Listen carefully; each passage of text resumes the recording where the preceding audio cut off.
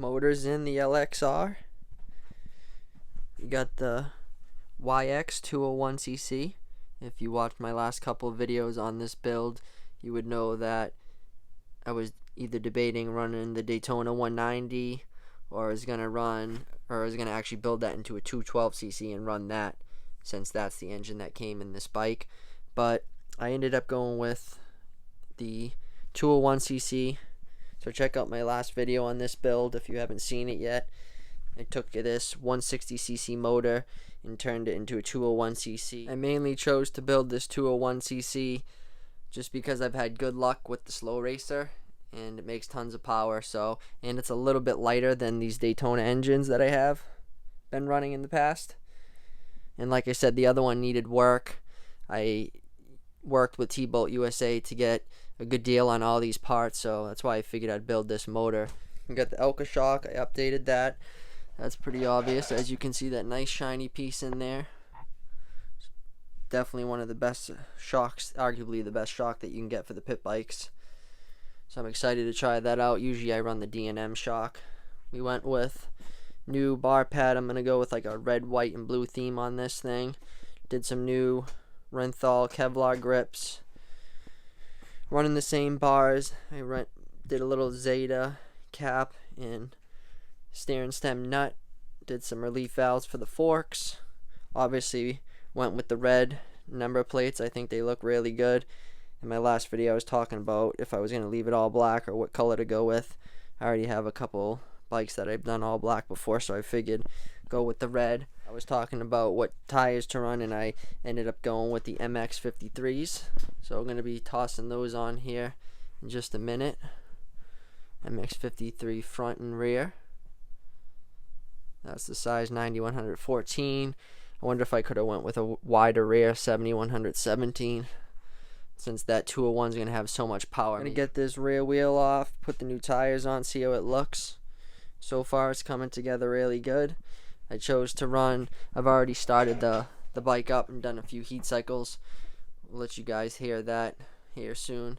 But we went with the 32mm carburetor. Currently I'm running a 48 Pilot Jet and a 120 main jet, and it seems to be running really good. Thing fires right up, sounds awesome.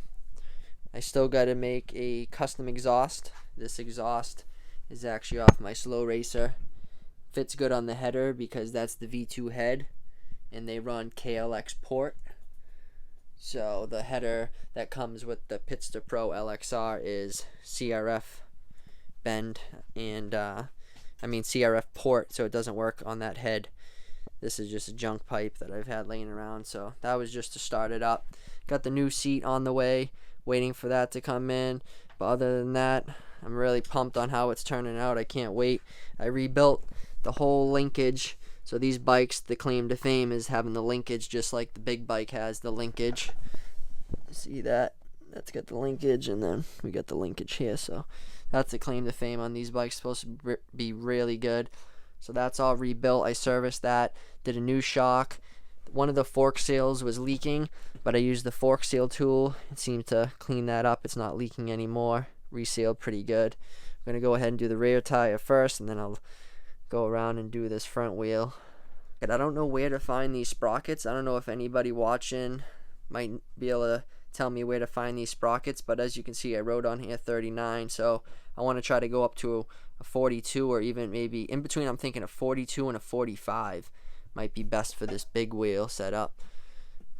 So as I was sitting here taking the wheel off to put on the new tires, I figured out that the axle must be bent. It was super hard to get out. Let me take this off of here. So here's the old one. You can see how bent it is. Look at how high it is on that side. Look at that. Now here's the new one. That one's mint. Not the new one, but used, but I had it. So you see where I made these blue marks with Sharpie? That's where I'm going to have to grind it down. Mill that end down flat, just like how this one is, so it can fit inside the axle block. So that's going to be a little bit of a challenge. And then I also had to clean up this inside edge right here.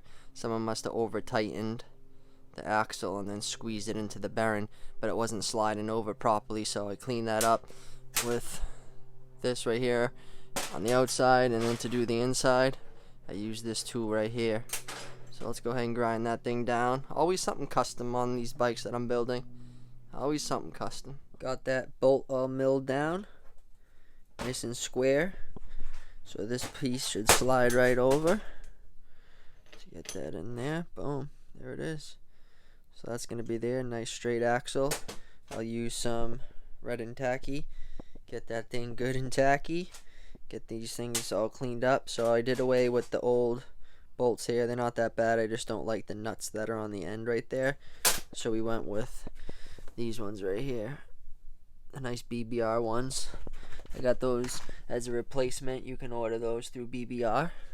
I took the valve stem out, the air's all out, rim locks off, ready to go. New tires on. Little thing that some people don't know about is this yellow circle right here is supposed to line up with the valve stem. I got this little bucket that I've been using for years to do tires on. I want to get a tire changing stand, but for now this will work. I got a whole bunch of soap on here. The other side I already did, so that's popped on nice. I went around, cleaned the inside of the wheel. I used some duct tape and over the rim strap just to keep it nice and tight. Now we're going to go ahead and put that on. It's all aired up. Tighten up that on the valve stem. I usually leave this a little bit loose, not all the way down, that way in case the tire turns on the rim lock isn't doing its job, then that can turn a little without just ripping out.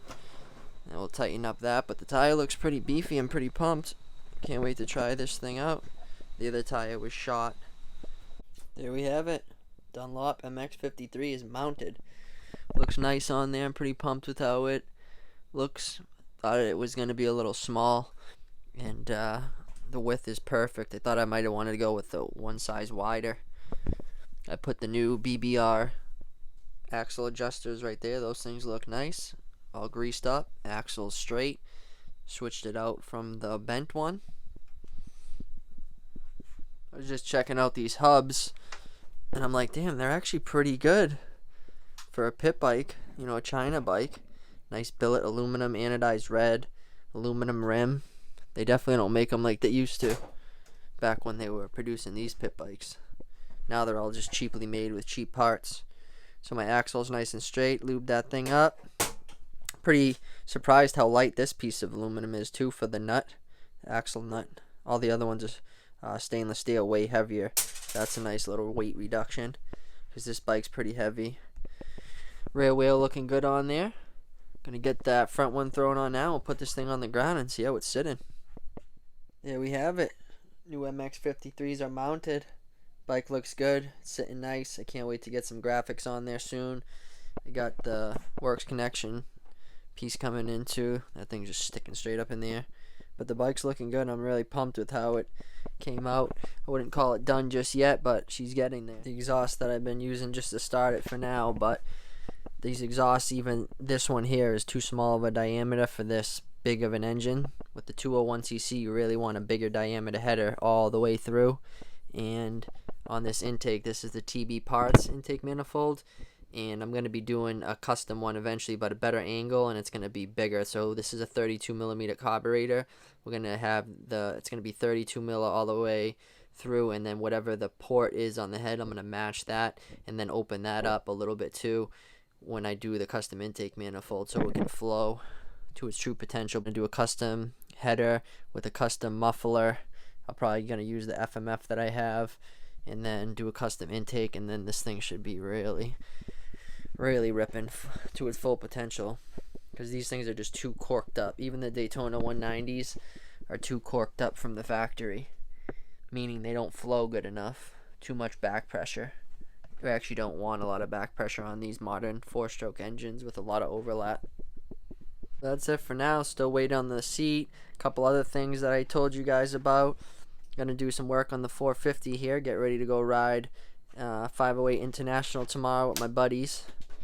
So in the meantime, let me know what you guys think of the build, how she's turning out so far.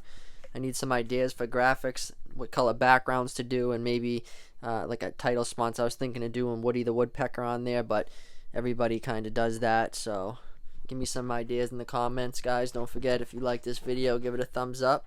And if you're not already subscribed to the channel, consider subscribing for more and to see how this build turns out in the end. I'm going to race it, bring it to the track, and put it to the true test. As always, guys, thanks for watching. Stay tuned for more.